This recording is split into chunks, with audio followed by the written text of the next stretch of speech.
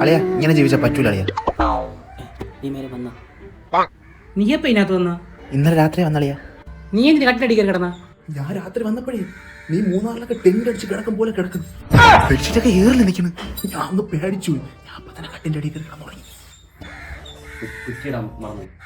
ഇങ്ങനെ ജീവിച്ചാൽ പറ്റൂല അളിയ. ഡെയിലി 1000 രൂപ വരുമാനം കിട്ടുന്ന ജോലി നമുക്ക് വേണം. മലബാർ എക്സ്പ്രസ് വഞ്ചിനാട് എക്സ്പ്രസ് അവിടെ എന്ത് ജോലി?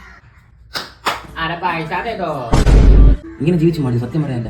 അല്ലെ നമ്മളെ കയ്യിൽ പൈസ ഉണ്ടെങ്കിൽ നാട്ടിലും വീട്ടിലൊക്കെ വില, ഇല്ലെങ്കിലും പട്ടി വില, ആട്ടും തുപ്പും മാത്രം. എങ്ങനെയെങ്കിലും കുറച്ച് പൈസ ഒപ്പിക്കണം. ഡെയിലി ജോലിക്ക് പോയി എന്തെങ്കിലുമൊക്കെ ഒപ്പിക്കണം. എന്റെ അച്ഛൻ ജോലിയാണ് മേശയ്ക്കുണ്ടല്ലോ, വിളിച്ച് എല്ലാം സെറ്റ് ചെയ്തിട്ടുണ്ട്. ഇന്ന് 8 മണി തൊട്ട് നമ്മൾ പെയിന്റ് പണിക്ക് പോകും. നീ ഇറങ്ങി വാ. പണിക്ക് പോകും നമ്മൾ, പണിക്ക് പോകും, പണിക്ക് പോയി നമ്മൾ പൈസ.